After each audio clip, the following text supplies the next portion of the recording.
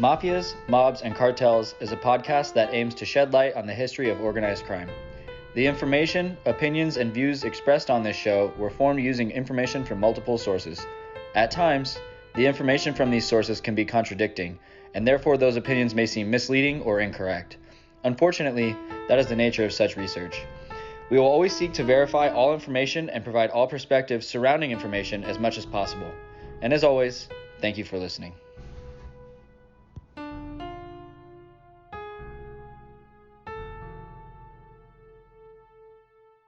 So, Cody, man, we're back at it again. Well, yeah, but we're trying something new. Yes, so what we're going to be doing here is a podcast on the Mafia, mobs, and cartels, gangs, all of it. Yeah. But I definitely want to start at the very beginning, where I would say that these are the people that made it cool to be a gangster. Yeah, this is like the movies and the lore and, excuse me, any kind of like the legendary aspect of being a career criminal.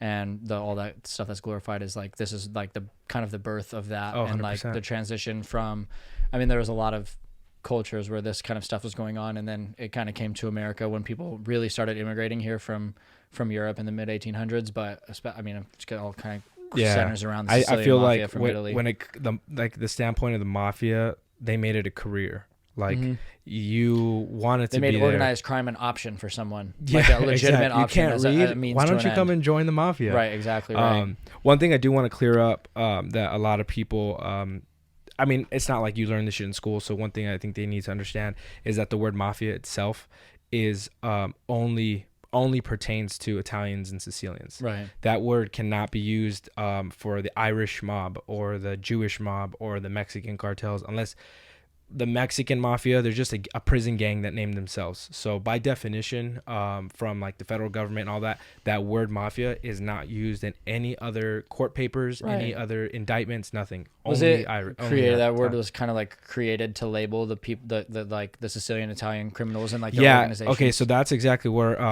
this book kind of starts all that from, and I kind of want to go over some of these passages that I highlighted because it gets real detailed and real specific on where the root words actually came from in that language. And before we go ahead, I just want to be clear that Ario and Cody here have obviously done their research. Oh yeah, they have. We're doing. I mean, how many books, Ario? That you're doing? I got close to a dozen. Yeah, Yeah. So we're doing this old thing called reading. I forgot I knew how to do this. Yeah. Ancient thing called reading. Yeah. And then I'm here. I have done literally zero research. I've been invited over. No, but it's fine because you'll It's an interesting perspective. Probably a lot more people are on your level of knowledge of like the specific knowledge, learning from the people that were part of it, rather than like mine is like the pop culture aspect or watching movies and like of course oh shit, that was a real thing. Right. Well, that's where most of us were introduced to. I mean, especially at our age, like we weren't around. Like I wasn't, I was born in the 90s, so like for me, it's like this in the 70s when it kind of tapered off, and it was 100 years after it had all kind of set in the mid 1800s. Like it was only movies. That's the form. That's a reference that we had. Yeah. So but learning, coming from that and going into a more in depth and like, somebody that was there first person, like, and telling their version of it, which of course there's some nuance to that too, because it doesn't mean it's 100% correct. All it means is that was their perspective. Yeah. And that's something that we were talking about before we jumped on this, was that you have I don't want to say like autobiography, but that's basically what it more is. Or less it is. Yeah, because he couldn't read or write, couldn't read or write, which is part of the reason why he got into it in the first place. Yeah, so when it came time to lay the story down, he needed the help of a legitimate author. And it's just like, that's his story from, and they say like, the winners are the ones that write history. So right. Well, he wasn't killed the way some of the other people went out. Like 99% of every associated mobster goes out. So he's gonna tell his side of the story. But of course, when you read that book, and I'm glad you're reading it, because I don't want to say you knew nothing, because that sounds rude. No, but it was just like we just kind of talked about. Yeah. It's like a pop culture level, basically. For sure. And based on like what I know about Lucky, it's like when you tell me things about what you're reading in that book, it's like, oh shit, I didn't know about that one thing. But then there's things that you start to tell me about, and I can finish your sentence. Yep. So for you to get into what I would say is the most important character in this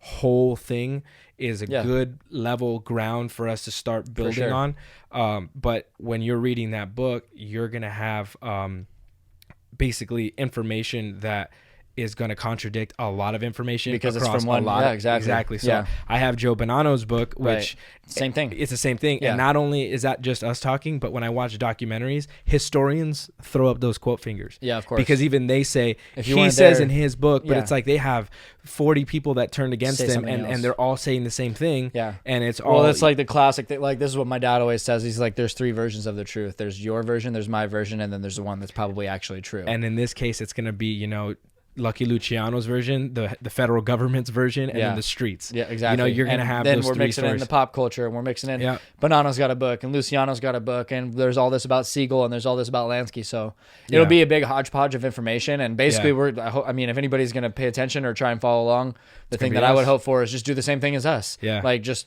take as much of, because we're going to be throwing stuff kind of, and everything is interconnected. That's the thing. It's like, this is the start of international crime and corruption and all of that. A lot of people understand what like the 5 families are. Mm-hmm. This was like the original Game of Thrones. Oh yeah. This whole thing. Like, so the way Game of Thrones like really got everybody enticed was the whole fact of like, well, this is the family that's doing this, and they're against this family because they're doing this, and it's like, but what got you so enticed, territory, all of it, resources, or what every country, or in that case, what every kingdom was exporting. It's extorting was the word I was going to say, but exporting also. But in this case, they're it's exporting, like, extortion. they have extortion obviously, but also what each one was famous for, like Carlo Gambino, and that whole family bloodline of like the Gambino family was like huge in the real estate industry, the construction industry. So it's like they all had their different things. And Vito Genovese, that whole family bloodline was like the first ones, and it came from Lucky Luciano. They were the biggest drug traffickers in the world. Exactly right. So just read through that part where he basically has a conversation with Genovese, and there's like a lot of back and forth about Luciano. As far as like his involvement with narcotics and things like that. I mean, there's right at the beginning of his book, he talks about how he got a job with a hat shop, and then he was dropping off hats, and then realized he could work for the neighborhood pusher, because that was the first time narcotics were illegal. And not Pusher T. This is early no, not Pusher T, more like Ice T. Yeah. That like in the early 1900s is the first time that narcotics were any kind of, there were anything. There were the drugs. There was no illegal drugs before that. You could buy opium. You could buy cannabis in a bottle. You could buy morphine. You could just get them. You could get cocaine. They made everybody.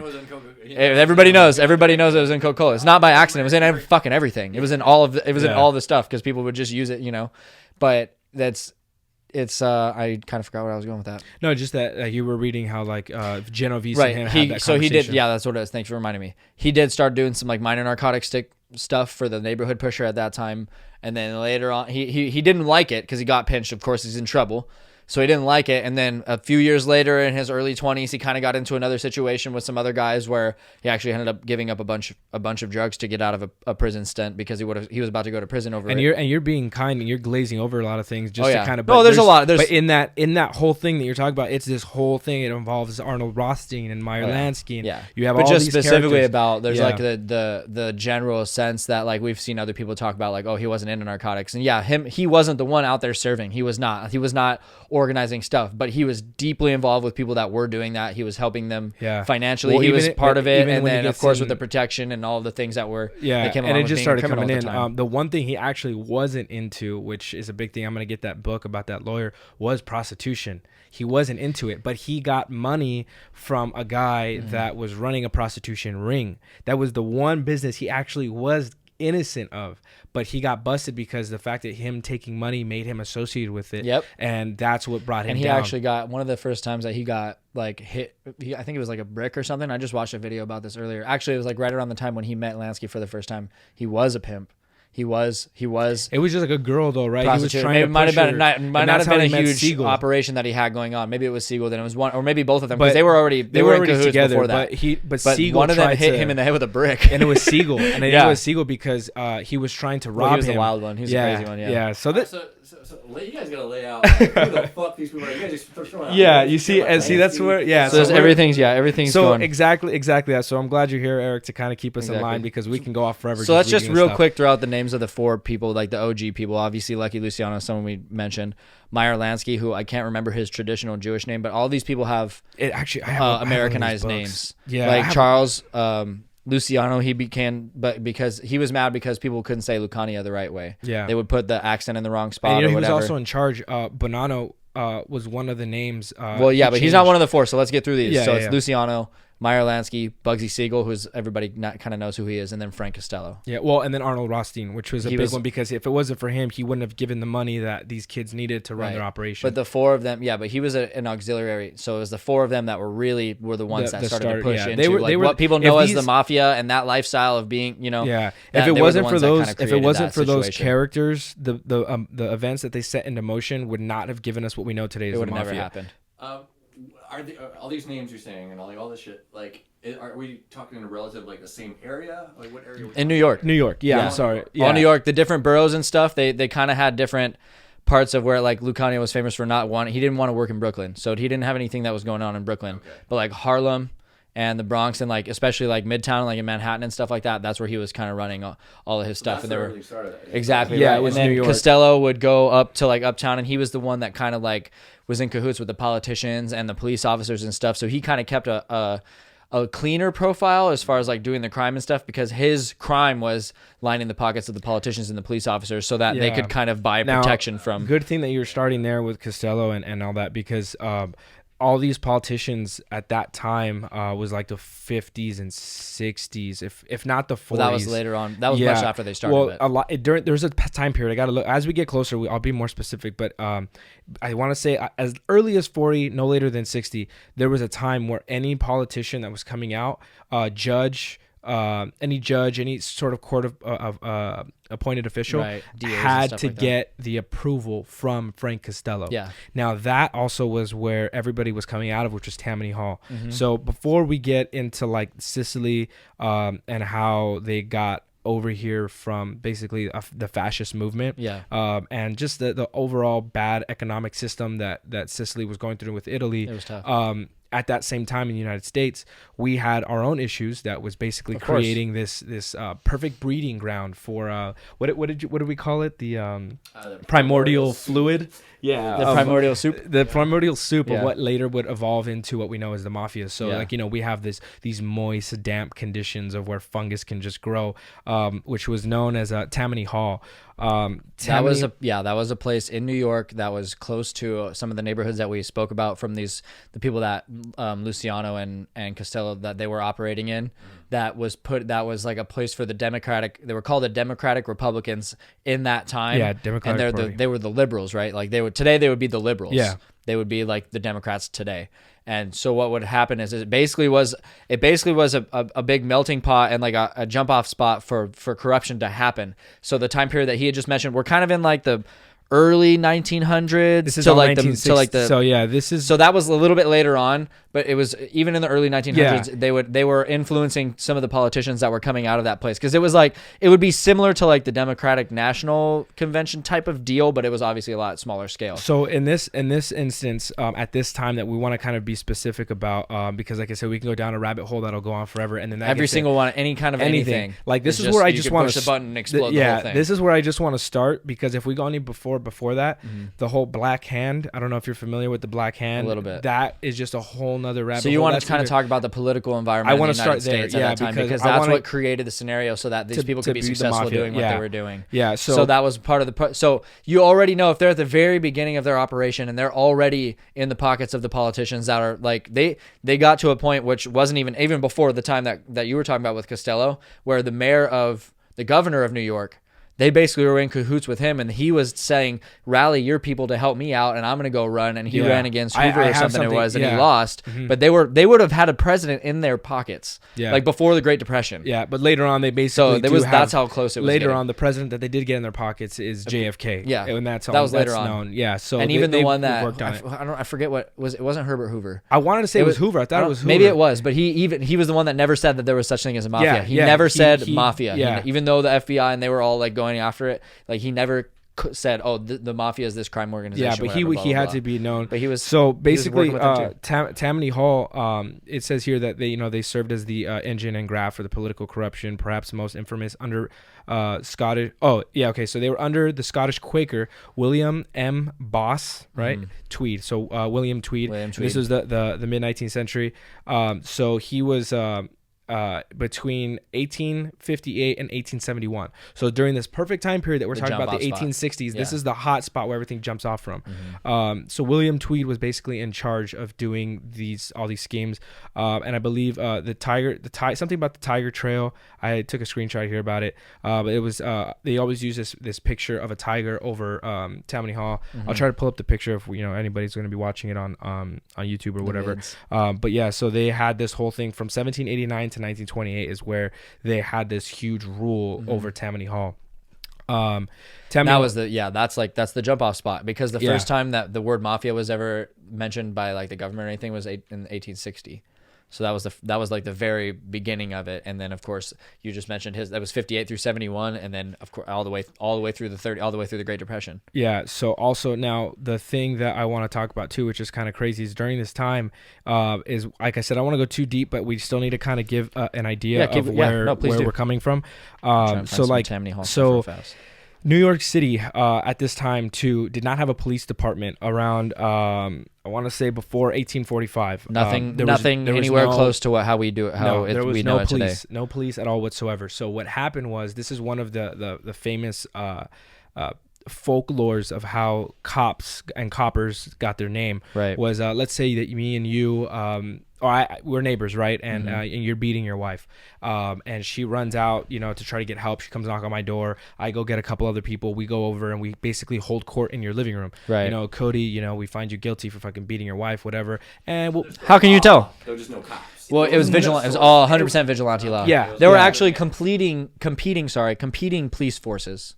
That's where I'm building up to. There were multiple police forces in the city that would So this is what I want to build up to. Kind of fight for coverage or fight for almost in a gang type of scenario. But go ahead. Okay. So basically, we whoop your ass for beating your wife or whatever, and sometimes we'd kill you. You're guilty. We're gonna have to kick your ass. 13 lashings. Let's do it in the front yard so the neighbors know not to do it. Yeah. So basically, we whoop ass, and then at that point it kind of was getting out of hand. So then there needed to be a system in place to understand who was a police officer, somebody protecting law. Right. So these copper badges were handed out that they would wear on their chest. Yep. But they had no uniform. Now these copper badges, those badges go back to slavery, by the way. Well, this is all still during slavery. Yeah, this is in slave that's at times. The end of it. 1845. I mean, we still had some time to go. 20 years. That was a lot longer back then. I'm sure than it is now. It was 300 years, right? 300 years later. But go But ahead. I'm just saying, at this time, particularly, like I said, we can keep going back to the inception of this country, but this is kind of where I want to start. No, you're right. So basically, these copper badges were given out, and they had to be prominently displayed so you knew who was an officer. Yep. But they never were in any sort of garb to where you knew who they were. And they believe that this is where that term copper came from. Like, oh, hey, you're a copper. Right? Because you had that copper badge. And then later on, it shorted down to cop. Hey, you're a cop. Because if you think about it, everywhere to this day, cars that law enforcement have say police, law enforcement. There's no cop, there's no copper. We just call them cops. It's this perpetuated thing. Yeah, I never really looked into where did this come from. Yeah. I thought it was an acronym like citizens on. That's kind of what I was thinking, right? No, it's a cop. I just keep it simple and call them 12. Yeah. Well, basically that's how that whole thing started, right? So head closer to 1845, I believe, is the time where that's like the real. That's like the Mafia and Maranzano were young days. They had to have been born there because that's when they were like what, like 60 years old? Well, they were from Sicily too, but they were like very super kids at that time. But in 1845, there was a couple things going on. So you had what was called the municipal court, the municipal police officers, right? So they were just like the people that worked in like New York City, and they were these perfect cops that were not corrupt. They were super, about their business. Psych. They were the first ones to go to businesses to offer protection. Yeah, for money. They basically, if you'd make sure, you pay today, us. that's extortion. Yeah, but back then it's taxes. what they thought. Yeah, they thought was I guess correct or within their purview. And this kind of got out to Albany, which was like the higher courts of the that's like the state capital, isn't it? Yeah, of New York. At the time, before New York was New York. So, of course. They heard about this bullshit that was going on, so they decided to create a police force that was like the official police force, so that they were the land of the law. You didn't have no corrupt police officers. Right. But if you figured, hey, I'm a bigger cop than that cop, and how's that cop making more money? So you're gonna be. So your idea now, just to kind of lay this out, is I'm gonna be a cop, and I'm gonna go tell the cops that I'm the cop. Exactly. Right. So what kind of reaction are you gonna expect? Well, there's a couple things. You go to this cop and you tell him, I'm the cop. You're nobody, right? I'm the captain now. And I'm your captain. Look at me. Look at me. I'm the captain. I'm the captain now. You're gonna go to these businesses, let people know, hey, that guy, he's not the cop. I'm the cop. And now you're gonna pay me instead of paying them, right? So it was like this huge thing. So you had the New York Metro. You had municipal arresting people that when they would go to basically the Albany whatever courts and stuff, they're like, okay, why are you coming here? You know, these arrests aren't going to be held up. They're not correct. Like, you know, they're not lawful arrests. They're not gonna, right. So what are they doing now? They're upset against these other cops, and then now you have cops arresting cops because they're not supposed to be policemen. But dude, like, my job's gone. What do you do? And if there's no like established like standard as far as like, oh, these people are the cops, like these other people are acting crazy, like if you're like just a person that's either a business owner or a citizen, and you're in an environment where it's like, okay, those people were the cops last week, and then I just watched that guy arrest that guy that was the cops, so like, who is he? Like, should I like obey, like, am I with them, or are they against me? Like, are they gonna arrest me now, or like, is it better that they're in charge? Like, it would be hectic, right? And it's not like you're going home to watch, you know, Channel 5 news. So like, you're just like going home and you're like sitting there probably staring at the wall going, I don't know who's in charge. Like, they all could fuck me up. Like, everyone. I'm a cop now. I have to be a cop. That's the only way to do it. So let's start a new organization. So now they had to go to the Supreme. I believe it was the Supreme Court or the High Courts of Albany, but I'm sure it was the Supreme Court. There's the riots in 1849, and that on the steps of that courthouse, after it was ruled that the Metropolitan Police were the police and the municipal police were done, right? So there's depictions of them fighting on the steps. You had police like fighting, right? What else are you gonna do? And then it wasn't until 1854 that you actually then had police officers in police uniform.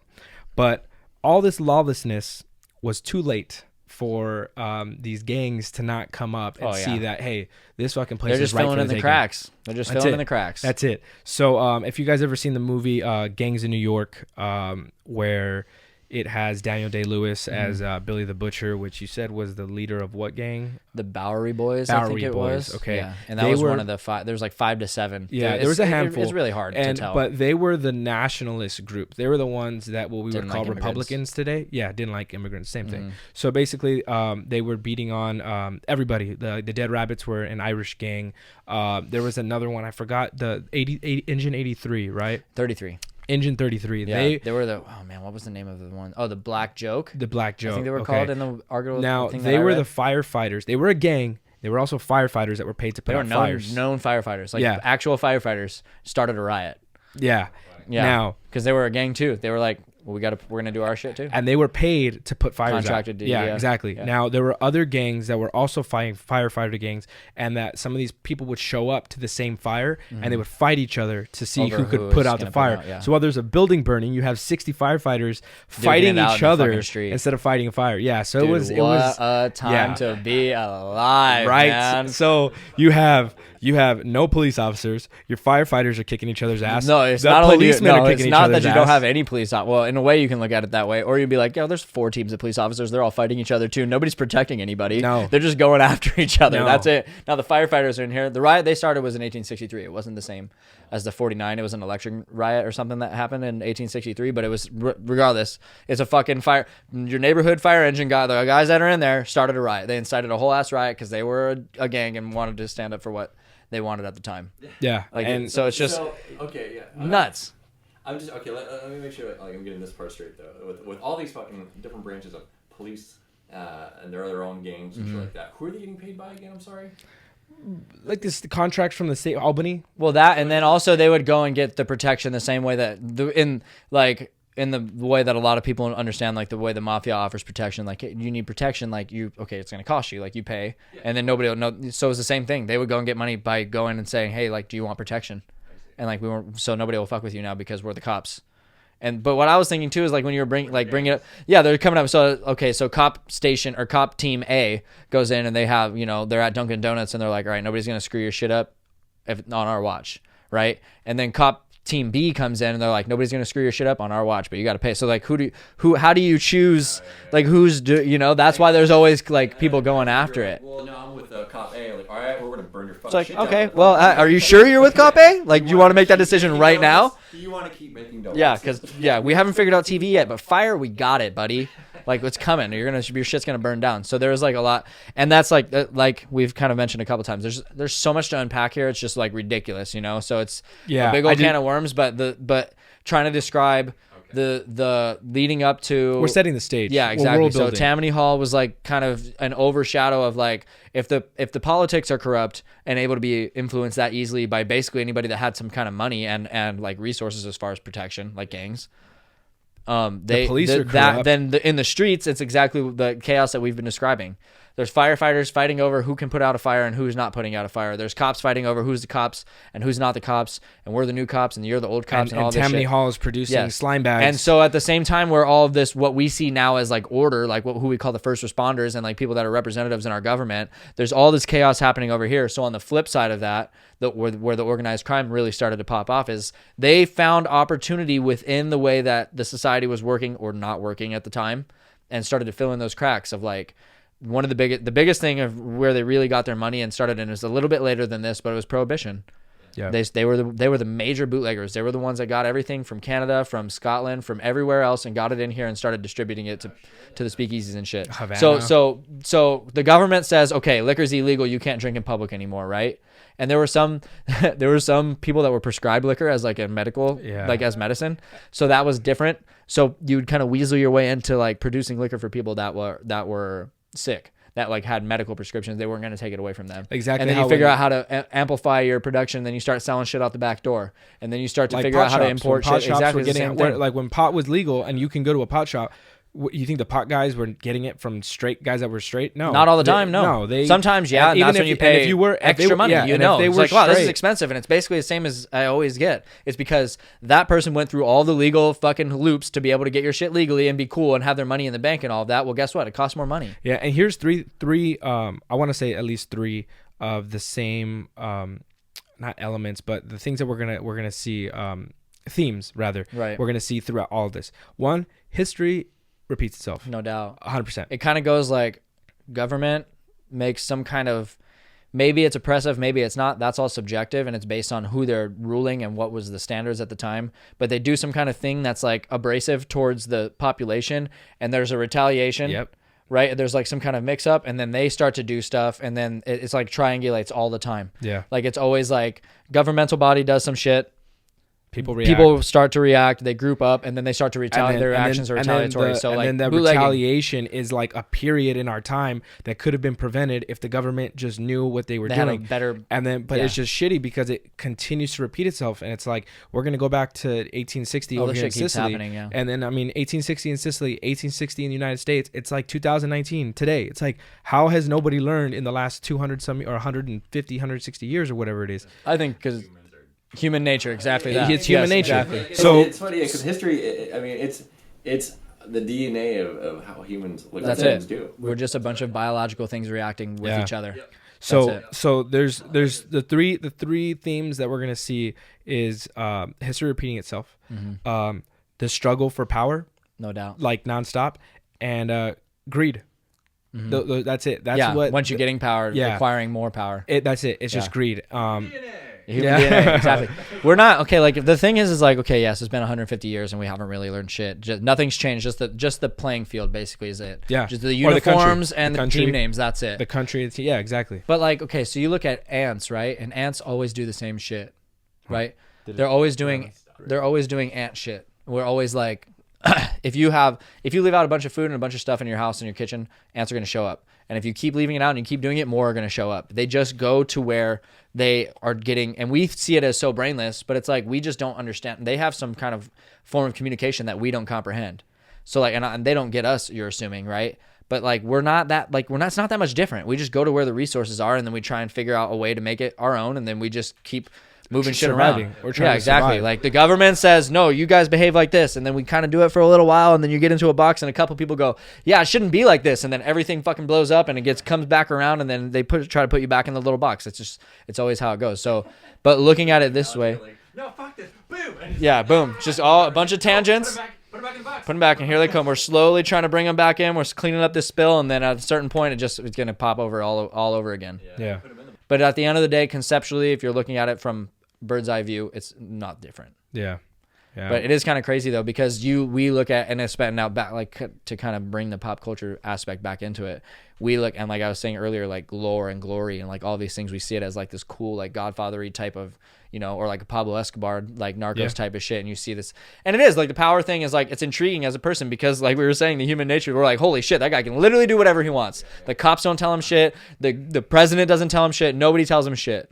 And so because like, we glamorize it, we glamorize it, and there's like a it's like we romanticize it. But it's different when you look at it as like this, like I am owning a business, I'm trying to make an ends, and here comes three guys in a suit that come in and say, hey, we need, you know, in 1860, $10 a week was a lot of money. Yeah. So we need $10 a week, and nothing else will happen to you, but you need to pay us $10 a week no matter what. Yeah. And in a place like Sicily, I mean, this is where I want to kind of get into too, because there's a misunderstanding of like the mafia and what people thought came out of Sicily, but for them it was a way of life. It's not like how I told you, like it was just a reaction, or you said it yourself. It was a reaction. They to were the being government. pressed into a box, and their reaction. And this was a reaction to it. Exactly But then when they had to leave, and we're gonna get to that later, to the United States, they came to a country where all they knew from back home, they were like, how do we implement what we know how to do and survive? How do we do it? They started to fill in the cracks. Yeah, and then when they filled it in, they just got labeled Mafia. And it's like, whoa, what? But I mean, I'm not trying to say that they're innocent, because there's some actions that you could have been like, hey,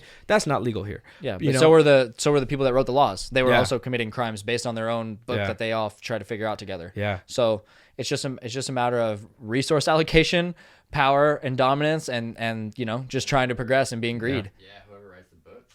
That's it.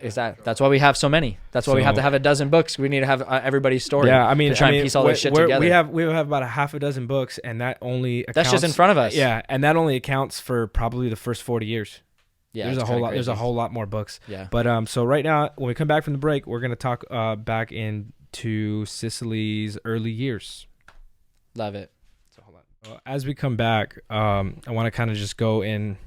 I'm not gonna say a deep dive, but I guess to the uninitiated, it's pretty deep.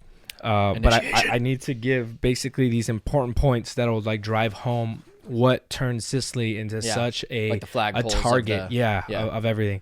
So you know, for 200 years Sicily was part of an Islamic empire that stretched from North Africa to Spain, and it was full of Greeks, Lombards, Slavs, Jews, Persians, and Tartars. According to one visitor, there were more mosques in Palermo than any other town he had visited except for Cordoba. So think about that shit, dude. Because I mean, that's kind of crazy. Yeah, well, Sicily was always there's one of these other books. I don't want to go too much into that one right now, but in that book, they said that there was 10 empires that ruled Sicily over 400 years or 900 years or something like So they're not Italian. No, at heart they're not Italian. Well, it's not like I mean, now, because when the unification, so tough to say now. Because the unification period from Sicily and Italy ranges from 1815 to like 1871 or 1873 or something like that. That took that long for Italy to say, no, you're ours, and we own you. Yeah, but so they're sovereign. But like, I also think now today, when if you tell someone if you say, oh, he was Italian or she was Italian, most people, I think, would probably have in their mind, they're thinking of a Sicilian person. Or probably, I don't think people really understand the difference from Sicily and Italy right now. I think that much. I know to this day there are people that are still proud of being Sicilian and will call themselves Sicilian instead of being Italian. No doubt. There's a comedian that I love to follow. She's hilarious, Tammy Persipelli or Perscatelli or something like that. She's said a couple times in her stand-up, she's 100% Sicilian. Yeah. That's a woman that knows. That's a family that's proud of, because when you can admit, or at least can draw the line, or care enough to draw the line, I'm Sicilian, you know that you're different from being an Italian. Yeah, so I guess what you're trying to say is like, you're trying to show all the different influence. It wasn't like, this is who you are. It wasn't like, you're Italian and this is how shit goes. Like, in Sicily, even though it's in where Italy is part of Italy now, there was so much different influence and so much power exchange and so much stuff going on that it makes sense that they wouldn't be like the same as like the rest of Italy maybe have. And they weren't. And see, so in this next part, it says that Sicily was cut off from Africa and drawn definitively into the orbit of European civilization. But its position to the southern edge of the continent meant that it was remote from the achievements of the Renaissance and Reformation. More and more, the island became an economic and cultural backwater. The discovery of the Americas in the 16th century dealt a further blow to Sicily's fortunes. Now, the Axis commerce shifted northward. Sicily was left to the fringes of the capitalist world and scarcely felt the effect of the technology changes being introduced in France and Britain. So it's going to get into it more here, but so they were kind of left for not for dead, but they were kind of just left off. Everything, like the world moved on from that area. Yeah, they basically saw that, hey, like the Americas were being discovered, and Americas were discovered, quote unquote, by fucking with the holiday they just took away, Columbus, and Columbus was Italian. So and used Spanish money, right? I don't know what it was. I don't know who funded him. Spanish. I mean, we could probably get deeper into that later too, but I know that he was Italian because that's a big pride for Italians. Once again, the mob. You give a guy. He's Maseria's great uncle. We're gonna start some real shit right now. So another passage here. One important consequence of Sicily's relegation to the Spanish Empire was local nobility became accustomed to governing the island themselves. So basically, because they were ruled once by the Spanish, they were used. Hey, we're in charge of ourselves. So later on, when we talk about how Maranzano and Masseria price controlled artichokes and butter and olive oil in their neighborhoods, that is the way that the way that their culture, where they came from, that's the way that they operated. Yeah. Because they were left off of the economic development of the world in the 15 and 1600s. So they figured out, we got to figure out this shit ourselves. Yeah. So they started, some people were in charge. Whoever the person was that was part of the group became in charge, and they started figuring shit out. Yeah. And then that's, like I said, like you're going to see it again and again. Like that's all they knew. So the barons were basically like another group. I want to say if it was they were a political group, but the extended here it says states whereby the ruler gradually extended his authority over and against the barons were largely lacking in Sicily. So once again, you don't have any like sure government ruling them. But the situation aggravated by the fact that the island changed hands several times in the 18th century. The Piedmont from 1713 to 1720, Austria from 1720 to 1734, and then Neapolitan Bourbons from 1734 to 1860. And then 1860 was during that period of the whole the unification between them and Italy. So at that time, so from 1734 to 1860, there was the same ruling group, more or less. Yeah. So they took all of those things that we just talked about, as far as like providing leadership in your own neighborhood, whether or not you want to call that good or bad leadership. Yeah. That whole system stewed for 126 years before anything came to the United States. So all of their control, like the neighborhood, basically the neighborhood control of Sicily, the people that lived there, was it festered for a couple hundred years. Yeah. A couple hundred years. And that's where we're going to start to learn where from the outset of from the mid 1600s all the way. And now, like you're talking about how these neighborhoods were ruled by their own people, you're going to find out here back then they were called the men of honor, which I'm sure that they probably talked about in the book you're reading. I don't know. I mean, that might be the case, but if I don't remember that detail specifically. You'll see, as I get a little more into it, you'll see that those words will start to come out. So basically, the barons raised a storm of protest and refused to cooperate, obviously, because if anybody came into my house and said, hey, you know what, I'm your upstairs neighbor, and this is what we're going to start cooking, and from now on, this is what's going to say, get the fuck out of my house. That's it. That's America. That's America. At the time with Sicily as well. So the barons had lordship over about 3/4 of the island's towns and their jurisdictions. There was almost total. They basically ran the whole island. They were rarely answerable to the royal courts for offenses they committed, including even murder. They were in charge of their own shit. Yeah, they kept their own retainers who acted as personal bodyguards and militia. Once again, you have your own protection. The fuck do you need the police for? It sounds a lot like the Mafia. Yeah. Okay. Now we'll get into it right now. The Mafia is what we know. There was no such thing. The concept wasn't that. This was life. This is how things work. The that same was way all that it we was. have red lights and green lights and stop signs and the DMV and all of that shit. This is how they figured it out. This is what they did. Yeah. So one consequence was that Sicily lacked an entrepreneurial mentality. This is where it kind of gets sad. This was particularly true on the west side of the island, where the major city was Palermo, where we're going to hear about Palermo all the way up until 1999. Yep. Because I just watched a documentary about Tommaso Buscetta. Have you seen that yet? No, not yet. Dude, fuck.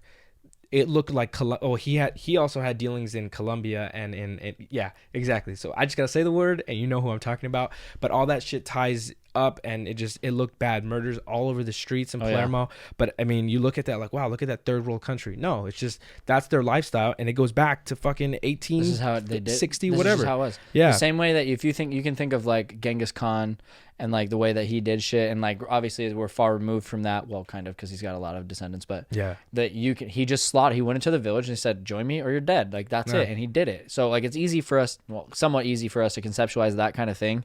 Well, like we're painting the same picture but about Sicily and the from like 1600s all the way through the mid 1800s, where this is the way of life was. They literally had to figure it out. Like you didn't wake up and be like, I'm gonna go to college or I'm gonna fucking do this thing. And like this man of honor, that man of honor is in charge of our neighborhood. I need to figure out how to get my shit from him because he's the one that has it. And then or be like him. So like or be that guy. I've watched a lot of documentaries about. So that includes killing people and that includes fucking and that was just that power was just, dominance and it like was a transaction, manipulation and those kinds of things. So like that's how it works. I watched a bunch of interviews. Human nature. And stuff. Again, we're bringing this up.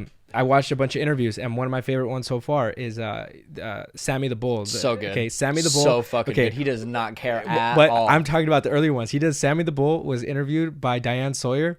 That sounds like magic. Dude, it was hilarious. So basically, she's like, you didn't feel bad about this. Does he have sunglasses on the whole time? No. And he that's so good, right? He looks at her. Somebody at CBS is a fucking genius, dude. Like, this is going to be good for years. She didn't work for CBS at that time. I forgot what it was that she worked for at that time. But basically, she's like, so the first question she asked was like, you don't feel bad? No, hold on. The first question she asked was, so basically what you did, the mob has a word for it. And he's like staring at her like this, right?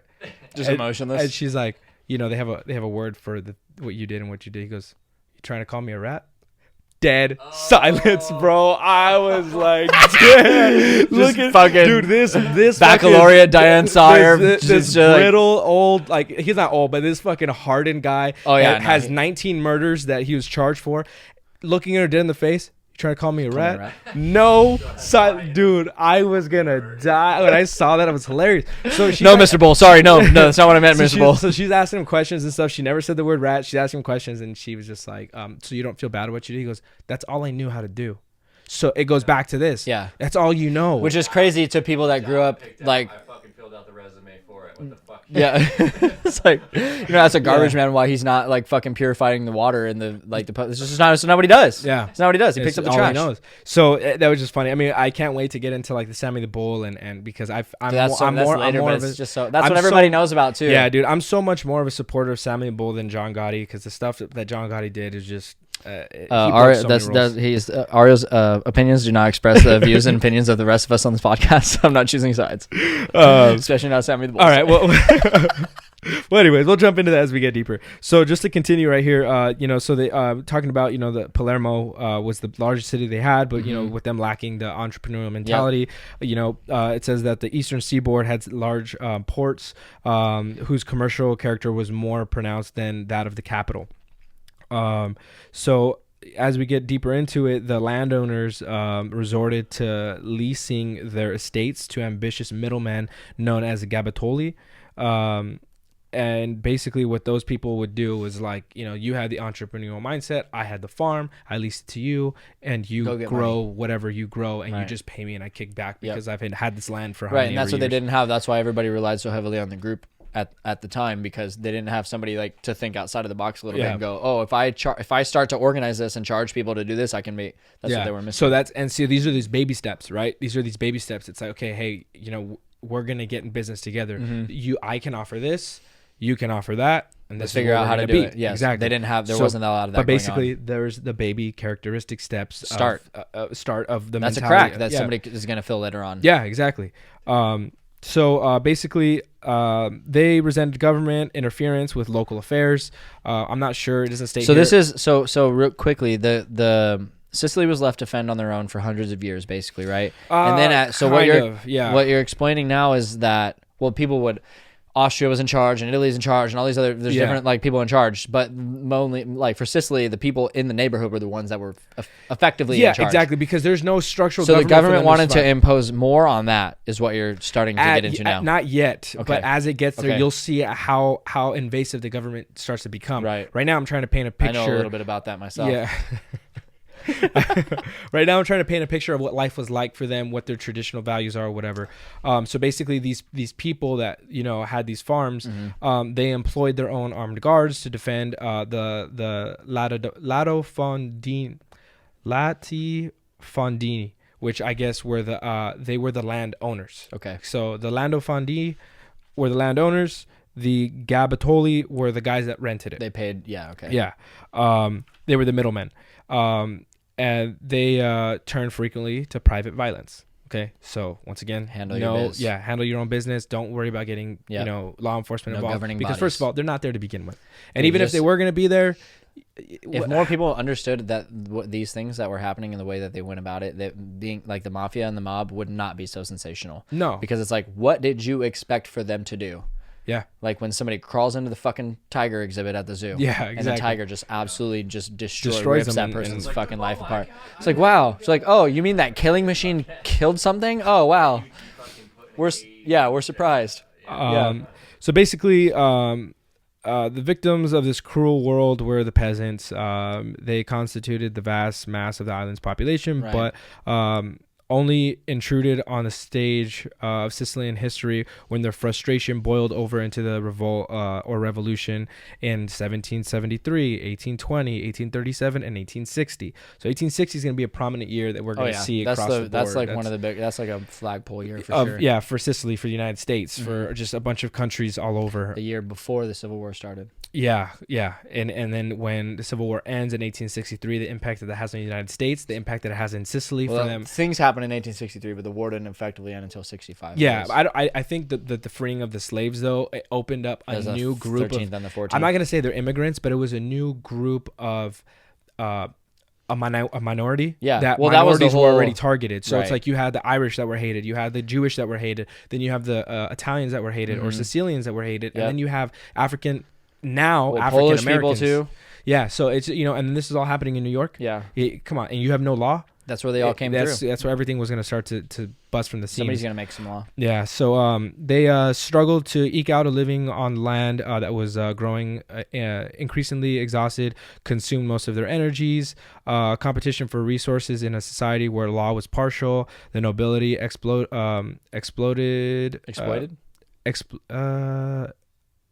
I don't even know what the fuck that word is supposed to mean, part of the sentence. But anyways, it was in a repressive state, led to heavy reliance on virtue of self-sufficiency. Yep. A great premium came to be attached to personal strength, for the best guarantee of survival in the world was a capacity to use violence effectively. Yep. That's it. So in rural communities, men learned to value independence. He who plays alone never loses is a proverb that they used. The island seemed to be locked into a downward spiral of economic decline. That's some emo shit if I've ever heard it. What? He who plays alone never loses. Yep. How bleak does your outlook on life have to be for that to be a fucking common saying that we're reading 150 years later? Right. That's insane. So now play by yourself, you don't lose. It sounds like Russia right now. It's like if you're in Russia, you're like, yeah, I'll play by myself, I don't lose. Yeah, right. And that's so gangster to say. I mean, I don't mean to derive, but it kind of sounds emo. No, that's pretty gangster, bro. Think about it. Okay, like he who plays alone never loses. You say it like that. The other most gangster thing. the other most I play alone because I don't lose. The most gangster thing I heard today. I hear gangster things every day because of all the documentaries I watch. Because your kids. Well, that too. Hey, give me some fucking food or I'll cry. Like, all right, don't cry. That's gangster. I'll make you some shit. That's gangster. I'm gonna pull that at my mom's house. So basically, there was this episode that John Gotti was caught not caught, but he was talking to a woman, you know, and you have firsthand accounts, right? And he pulls out money out of his pocket. One of his girlfriends pulls money out of his pocket, and you know, all the money, he counts it and just hands it to her, right? And the girl goes, "John, that's all the money you got in your pocket." And he looks at her and he goes, "I got 2 pockets."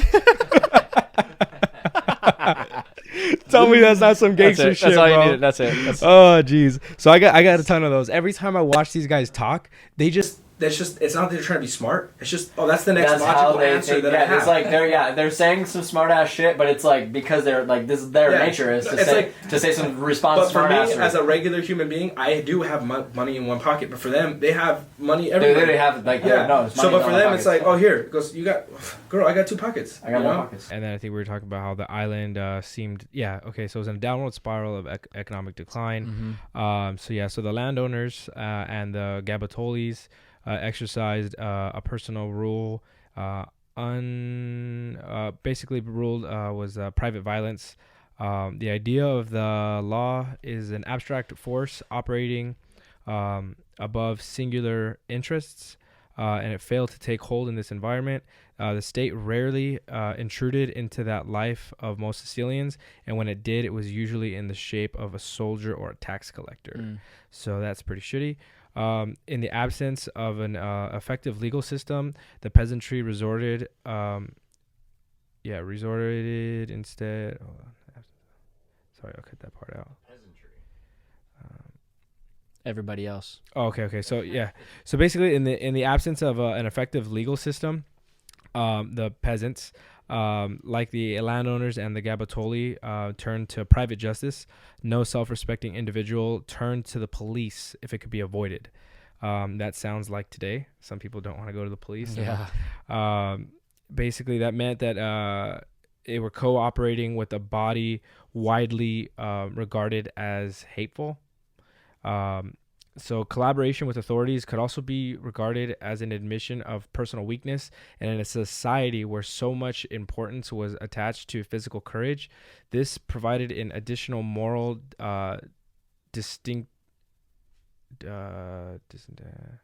basically you would denounce somebody that went to the police, but you would also, if you had wronged another man, like you were also denounced from the community. A capacity to extract retribution oneself through violence, if necessary, was much admired. Right. So basically, if somebody fucked you up, you could handle your business, then people looked at that as like a and don't do anything wrong to anybody else, and don't go to the cops. Yeah, don't go to the cops. But if you fucking stood up for yourself, you were admired. So basically, this intensified by the overpopulation, because I'm sure if you put 2 people on an island in 100 years, there's gonna be a lot of people.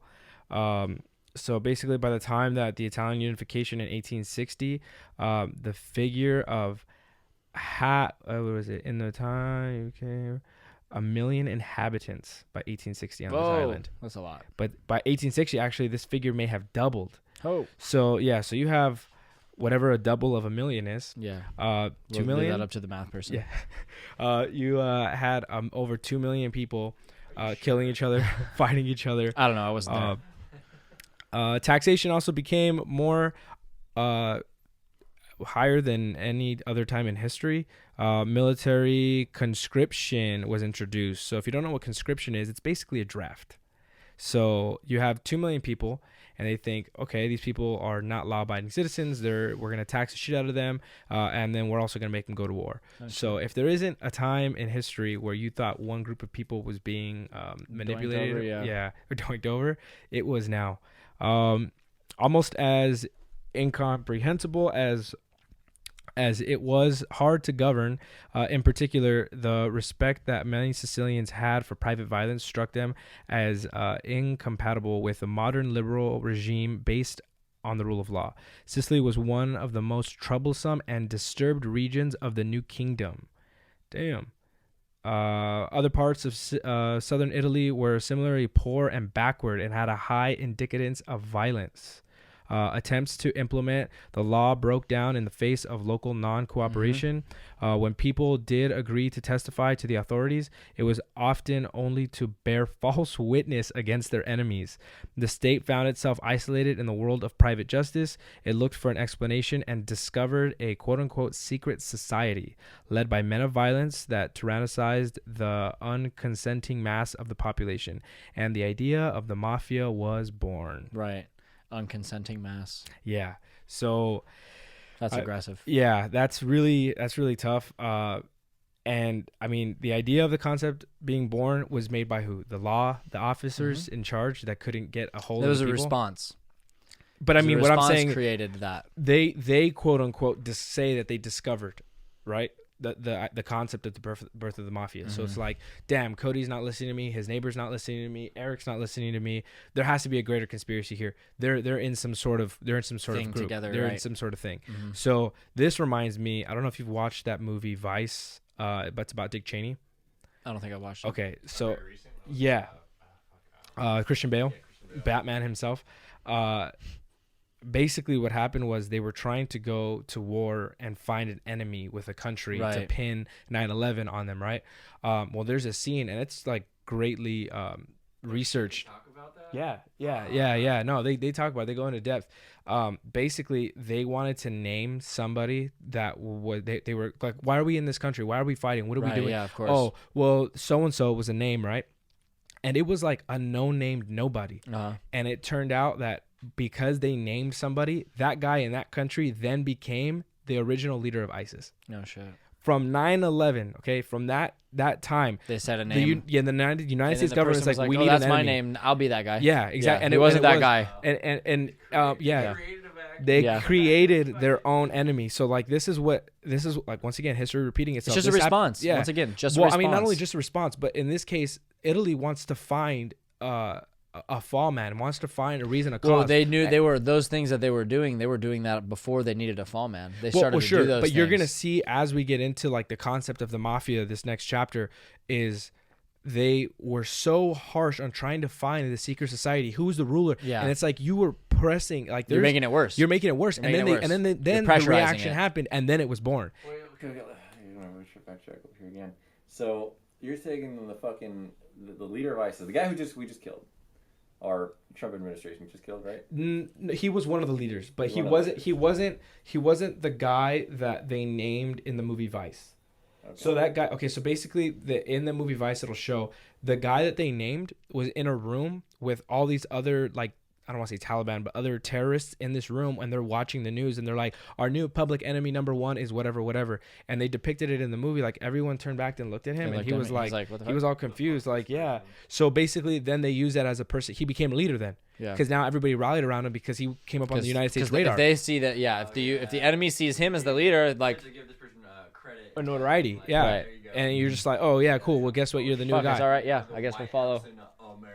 Yeah. He's like, must be something. Must be something. Let's rally around him there. Yeah. So basically, that's what constituted the mafia to be born was that deep seated. Same concept. They wanted to find something. So I want to get into the word the mafia itself because it's so. The rich history in that word alone being created is fascinating to me. Dictionaries tend to report literary and, in particular, poetic words, and the quote-unquote mafia was clearly not one of these. The great Sicilian entronographer, I don't know what the fuck that means, Giuseppe Petri said that in a well-known essay in 1889 that the term was used in the first half of the 19th century by its inhabitants of the Borgo, of a popular quarter of Palermo. And in the Borgo, he wrote, the word mafia and its derivatives meant and still means beauty, gracefulness, perfection, and general excellence. So that's what the word supposed to mean, okay? And there's the history that follows basically goes that the word mafia derived from the name of a group of tufa caves near Trampini named Mafia, where local delinquents used to hide. So you can start to see the association there. Among more fanatical late 19th century theories were those that regarded the word as an acronym. One suggestion was that the quote-unquote mafia had began or had been adopted by a group of patriots in 1282. That's a weird way to say one. Yeah, whatever. 1282. That's a long time ago. Holy shit. Yeah. And at the time of the Sicilian Vespers, an insurrection against the French.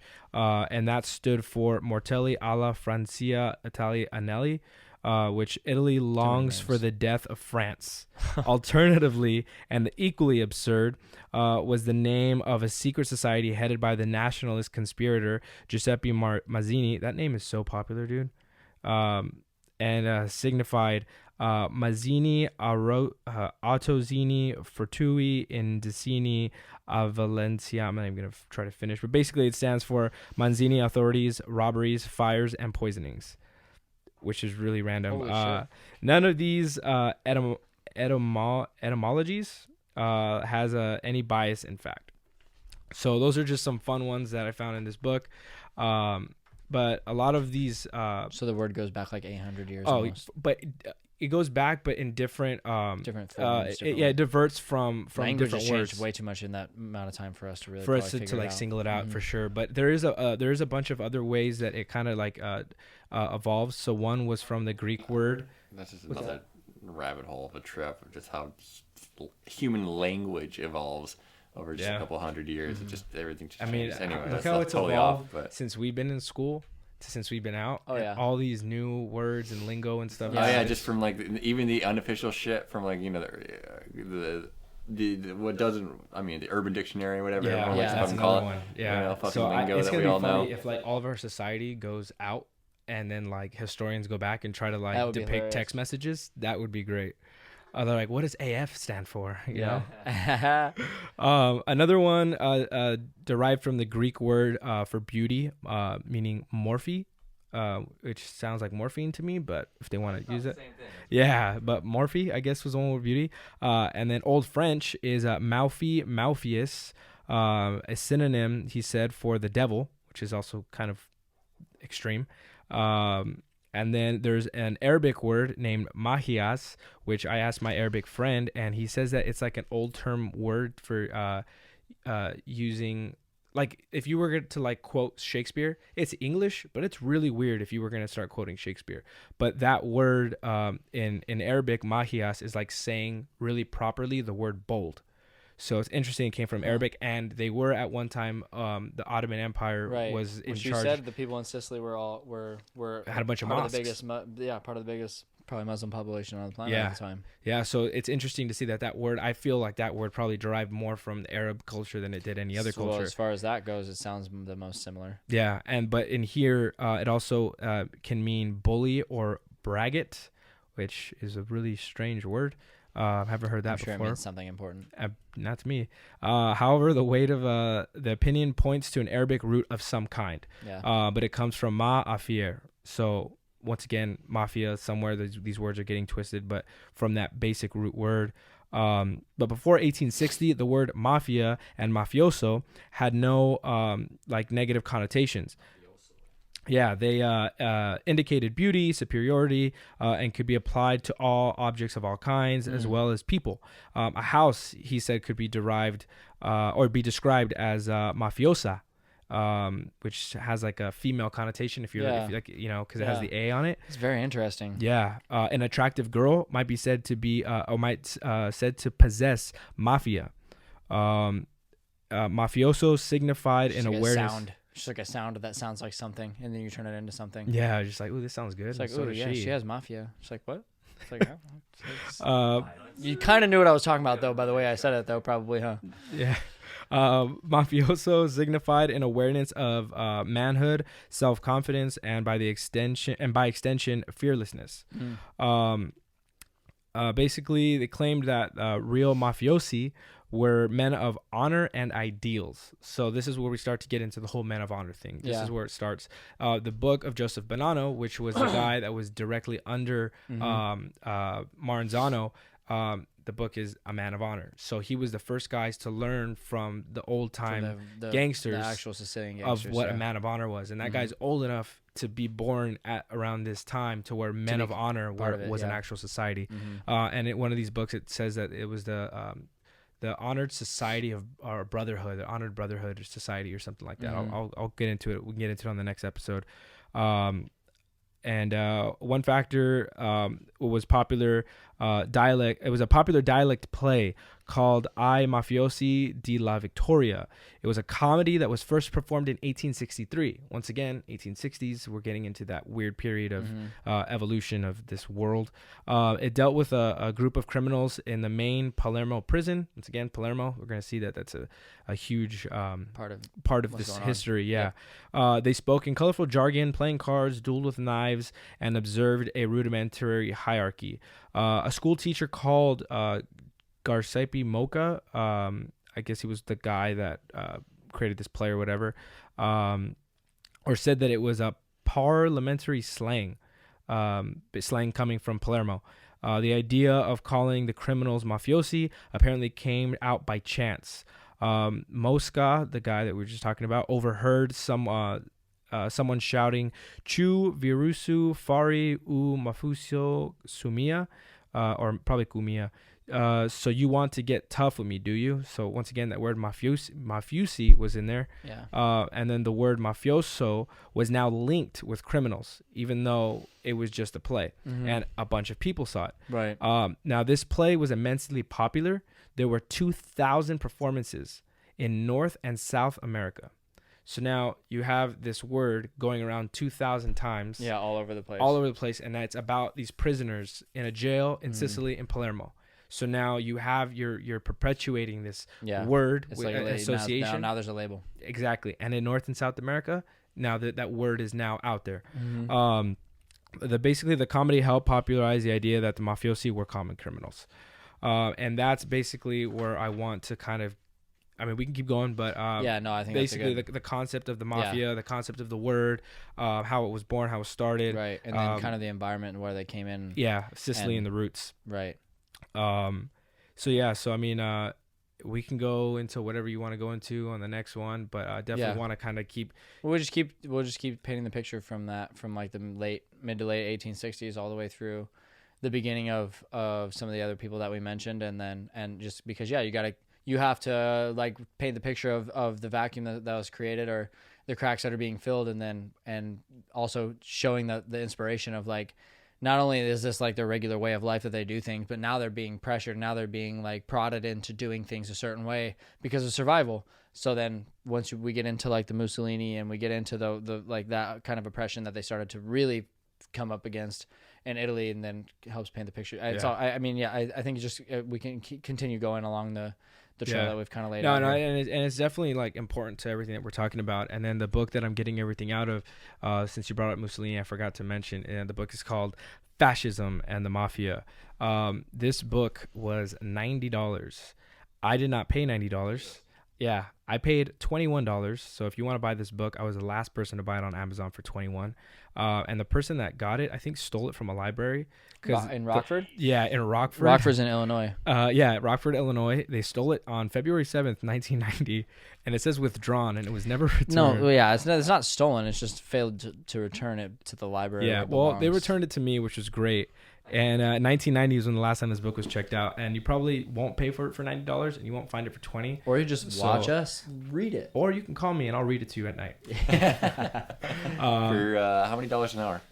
For free, 13 and a half. Free $3.99. Just give me a call and I'll read it to you. Wow, that's a steal. Yeah. Just like how that book ended up being. Can you do it with a different voice than your regular voice? I'll have my child read it to you. That's worth money. It's gonna $3.99. That's worth $3.99. So until next time, we'll be back. Maybe next week. More mob shit. Yeah, we'll get into it. Thank you guys. Get it. Yeah. Ario's opinions do not express the views and opinions of the rest of us on this podcast. I'm not choosing sides.